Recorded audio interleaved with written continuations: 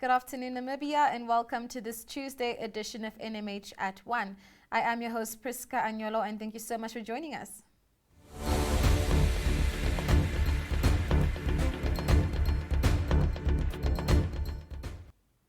Your COVID-19 monitor today focuses on active cases in Namibia. The overall recovery rate still stands at around 95%, in spite of increases in new cases in parts of the country the last couple of days. Commerce region has the highest recovery rate at 98%, with only 135 active cases, according to yesterday's official announcement. 10 of Namibia's 14 regions have recovery rates of 90% or more. The 4 remaining regions are those that have experienced an increase in new cases recently, and they are Oshikoto with 379 active cases. In this region, 76% of patients have recovered. Kavango East has 201 active cases and Kavango West 87, with recovery rates of 80% and 35% respectively. In the Zambezi region, 65% of patients have recovered. By Sunday, there were 164 active cases in the Katima Mulilo district. Districts in the Ironga region still had 205 active cases in total.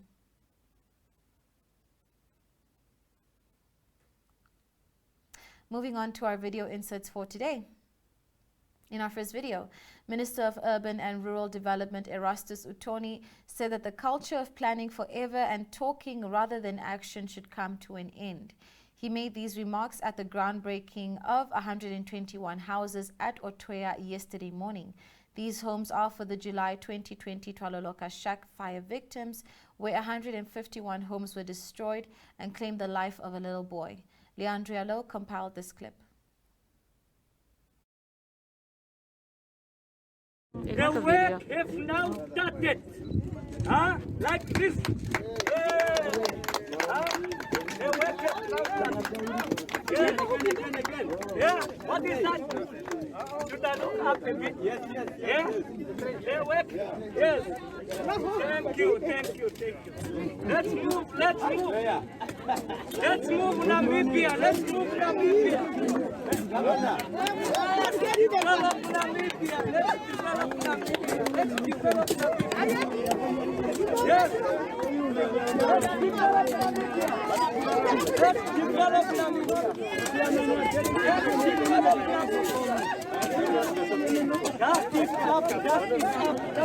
Time to work. This thing of talking and long planning, no, should not be the culture anymore. Let's move forward and work hard for ourselves as a nation. Let's move forward and work hard for ourselves as a nation. Planning for too long, it will not help. I said today, Monday, I want to see the real construction. If you do not plan before, then that's your business. We are here to observe and then give a report.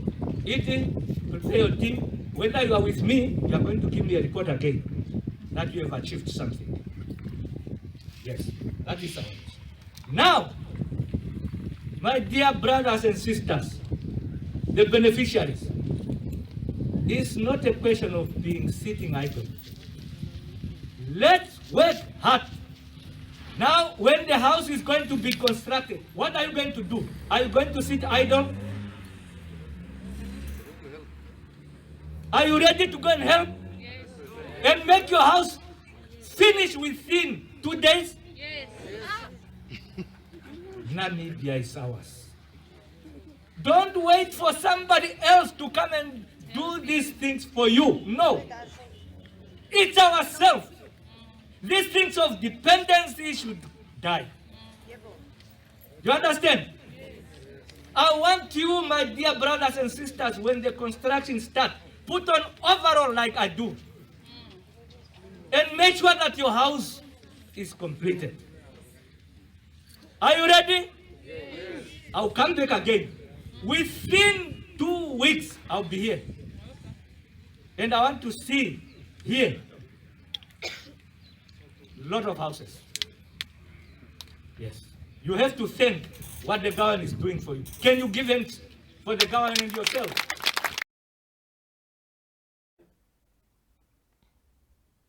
Former NIMT TUMIP employee Ernest Lichtenstrasse is currently on trial for the murder of the institution's 2 top managers in 2019.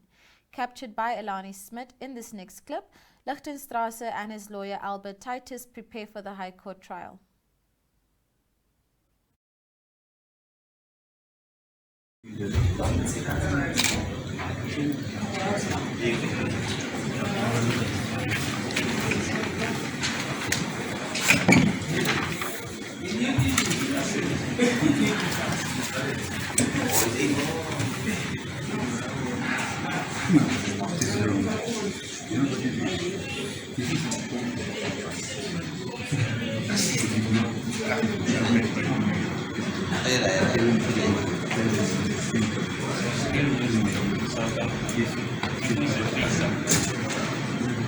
There's a temporary people.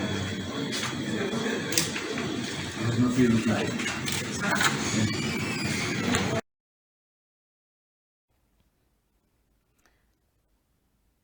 The Metal Allied Namibian Workers Union is calling on President Geingob to uplift the curfew as employees in the fuel sector face losing their jobs or a reduction in their income.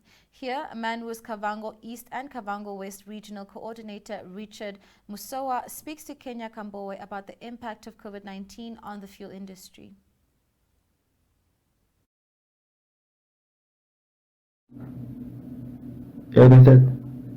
We are currently facing a problem in Kavango East and Kavango West regarding the petrol industry due to the curfew.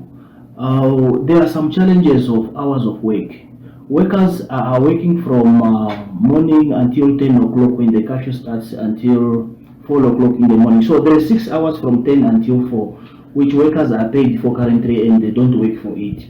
So the employers in our negotiations are busy challenging that. If the curfew will not be uplifted from the 24th of this month, they might face retrenchment or reduce their salaries. So therefore now we appeal to the president when he's releasing the regulation on the 24th, at least to focus on the petrol industry as an essential services.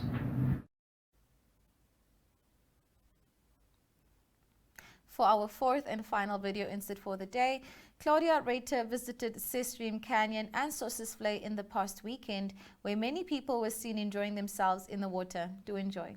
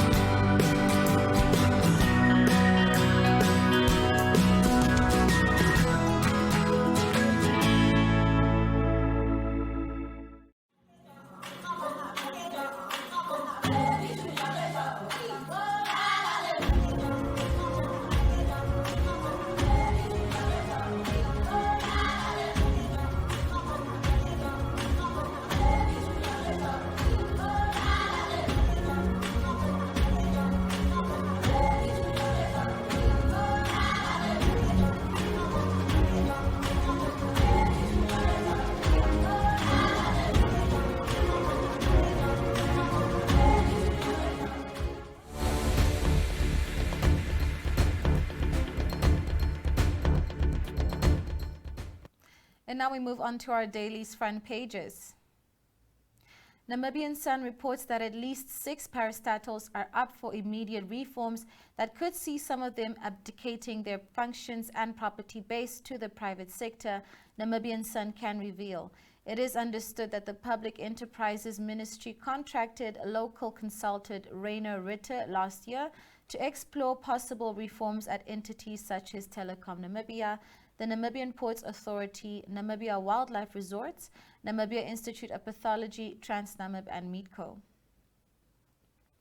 Republican reports that former employee of the Namibian Institute of Mining, Ernest Lichtenstrasse, yesterday vehemently denied allegations in the High Court that he shot dead the executive director Eckhard Müller and his deputy Heimo Helwig of the Training Institute exactly 22 months at close range on campus on Arandis. Allgemeine Zeitung reports that Irongo Governor Neville Andre has asked the Anti-Corruption Commission to investigate the 2020 initiated upgrade of schools in his region. This includes clear cases of bribery and payments that do not match and no control whether the work was actually done. It is being described as the first case of its kind where a senior politician is launching an ACC investigation. We can no longer allow public funds meant for developments to end up in the pockets of unpatriotic Namibians. Those are robbing the Namibian child of quality education and proper school infrastructure, Andre said in Sokopmund yesterday. He added, "I am committed to eradicating corrupt practices in this region." The Namibian reports that a polygamist from the Zambezi region, Bernard Namayonga, claims to have the perfect formula for keeping his 2 wives happy despite them sharing a husband. Namayonga says he is dedicated to keep both his wives happy despite challenges. New Era reports that Air Namibia's liquidation could result in the collapse of the local hunting industry, which has over the years relied on the national airline for trophy transportation. Most foreign airlines have banned the transportation of parts of animals killed in hunts on the African continent owing to international pressure. Namibia alone generates about 100 million Namibian dollars annually from trophy hunting, with Air Namibia used by hunters to transport their trophies home. The country has 86 registered wildlife conservancies, which depend largely on funding from trophy hunting.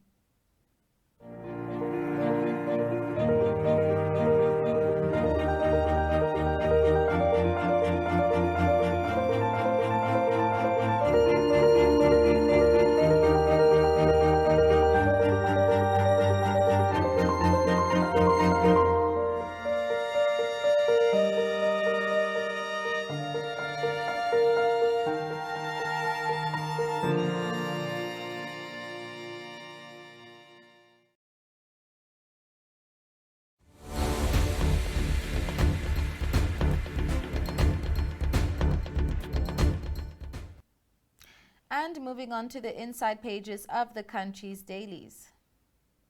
Namibian Sun reports that an employee of the Namibia Institute of Mining and Technology, currently on trial in the High Court for the alleged murder of the institution's 2 top managers during 2019, yesterday denied committing the brutal offense.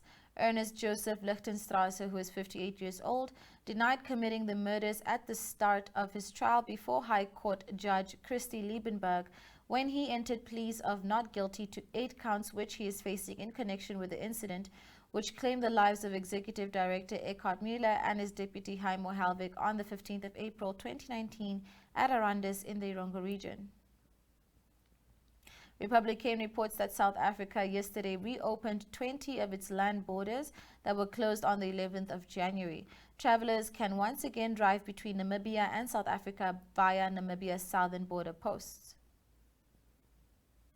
The Allgemeine Zeitung reports that the Hope Initiative Southern Africa, Namibia, and its partner FXB International have conducted a survey in 3 informal settlements in Okahanja, Groot-Aub, and Windhoek on the issue of gender-based violence as part of their new project. The aim of the project is to address gender-based violence and encourage men to become advocates for change. According to the survey, which was conducted at the end of last year, 1 in 6 men blames the victim for gender-based violence. According to the survey, the woman provokes the man, who then becomes angry and acts. We have interviewed almost 400 people in these 3 informal settlements to collect the relevant data, said Patricia Sola, the head of HISA. The Namibian reports the Canadian oil company that is currently drilling in a sensitive ecosystem in the Kavango region is threatening to sue the Namibian over a report published last month. Recon Africa is drilling in areas of the Kavango East region, which are considered to be environmentally sensitive and protected territory sustaining the Okavango Delta. Its main shareholder and founder is Craig Stenker, an exploration businessman who is likely to win big if oil is found in the area. The company, which has been facing criticism over its plans, has been threatening the media with lawsuits. It wrote a letter to the Namibian on the 26th of January 2021, demanding a retraction of the report through law firm Shakwa Nyambe & Co. Incorporated. New Era reported that 400 candidates who attended preliminary interviews for a cleaner position at Umuthia yesterday expressed dismay in the process. The interviews, which were slated for 9 a.m., only started at 1 p.m. to the dismay of prospective candidates, with some claiming they arrived as early as 7 a.m. and had traveled from other regions. The cleaner position is at Nirambo Combined School in Amilema. They knew from the beginning that interviews were to be conducted today. How can they allow this type of inconvenience to happen? It is time-consuming, and some of us have other equally important things to do. The process itself is flawed. Who knows what they were doing with all those hours? Perhaps trying to fit in one of their own, said a concerned candidate, Frida David.